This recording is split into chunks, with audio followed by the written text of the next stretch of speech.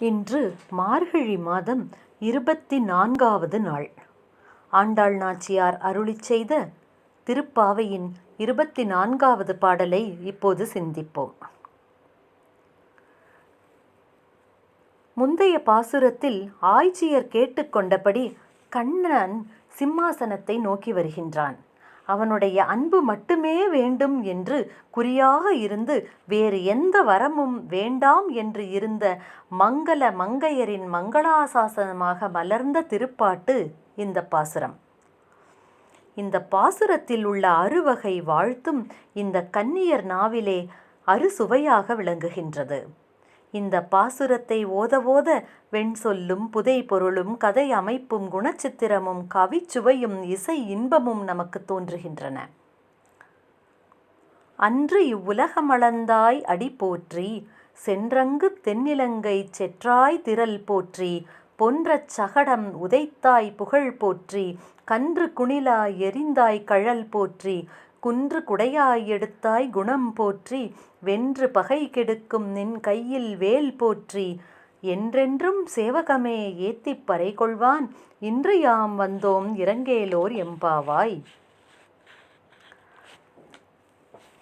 திருவிக்கிரமாவதாரம் எடுத்து மூவுலகையும் அளந்த உன் திருவடிகளுக்கு மங்களம். சீதாதேவியை காப்பதற்காக தென்னிலங்கை சென்று ராவணனை அழித்த உன் திறமைக்கு மங்களம். வண்டிச் சக்கர வடிவில் வந்த அரக்கனாகிய சகடாசுரனை உதைத்து அழித்து வெற்றி கொண்ட உன் புகழுக்கு மங்களம். கன்றுக்குட்டியின் வடிவம் எடுத்து வந்த வத்சாசுரன் என்பவனை விளாமர வடிவம் கொண்டு தன்னை கொல்ல வந்த கபிதாசுரன் என்ற அசுரனின் மேல் எரிந்தவனே, ஒரு எதிரியை கொண்டே இன்னொரு எதிரியை அழிக்கும் வித்தகம் வேறு யாருக்கு வரும் கண்ணபெருமானே? உன்னை தவிர வேறு யார் இந்த வித்தகத்தை பெற்றவர்கள்? உன் வீரக் கழல்களை நாங்கள் போற்றி நிற்கின்றோம். இந்திரன் பெய்வித்த பெருமழையிலிருந்து ஆயர் குலத்தை காப்பதற்காக கோவர்த்தன மலையை குடையாக பிடித்து நின்ற உனது பண்பை போற்றி நிற்கின்றோம் நாங்கள். எதிரிகளை வென்று அழிக்கும் தன்மையுடைய உனது கையிலுள்ள வேலுக்கு மங்களம். என்றென்றும் உனது திருவிளையாடல்களை புகழ்ந்து பாடி உன் அருளை பெறுவதற்கு நாங்கள் வந்து நிற்கின்றோம். எங்கள் எல்லோரையும் ஏற்று நீ அருள் புரிவாயாக என்று பெண்கள் கண்ணபெருமானை இறைஞ்சி நிற்கின்றார்கள். இறைவனின் அருளை எதிர்பார்த்து காத்திருக்க வேண்டிய அடியார்கள் ஆற்றாமை மிகுதியால் அவனையே தேடி வந்த குற்றத்தை அவனே மன்னித்து அவர்களுக்கும் பறை தந்து அவர்களை தானே ஆட்கொள்வான் என்பது இந்த பாசுரத்தின் உள்ளுரை பொருளாக கூறப்படுகின்றது.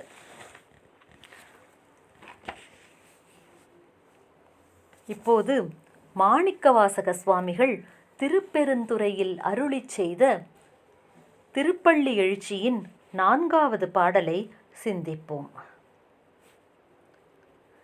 இன்னிசை வீணையர் யாழினர் ஒரு பால், இருக்கொடு தோத்திரம் இயம்பினர் ஒரு பால், துன்னிய பிணை மலர் கையினர் ஒரு பால், தொழுகையர் அழுகையர் துவள்கையர் ஒரு பால், சென்னியில் அஞ்சலி கூப்பினர் ஒரு பால், திருப்பெருந்துறை உரை சிவபெருமானே என்னையும் ஆட்கொண்டு இன்னருள் புரியும் எம்பெருமான் பள்ளி எழுந்தருளாயே. சிவபெருமானே, உனது சன்னதியில் ஒரு பக்கம் வீணையும் யாழும் இசைக்கின்றனர், இன்னொரு பகுதியில் வேத முழக்கம் செய்கின்றனர் வேதியர். மலர் மாலைகளை ஏந்திக் கொண்டு ஒரு பால் சிலர் நிற்கின்றனர், இன்னொரு பக்கத்திலோ தொழுபவர்களும் மகிழ்ச்சி மிகுதியால் கண்ணீர் சொரிய நிற்பவர்களும் ஆனந்த பரவச உணர்ச்சியால் துவண்டு நிற்கின்றவர்களும் கூடியுள்ளனர். தலைமேல் குவிந்த கையினராக சிலர் காணப்படுகின்றனர். திருப்பெருந்துறையுரை அரணே, அடியேனையும் ஆண்டு கொண்டு இன்னருள் புரிய வேண்டும் பெருமானே பள்ளி எழுந்தருள்க என்று இறைவன் சிவபெருமானை வேண்டுகிறார்கள் பெண்கள்.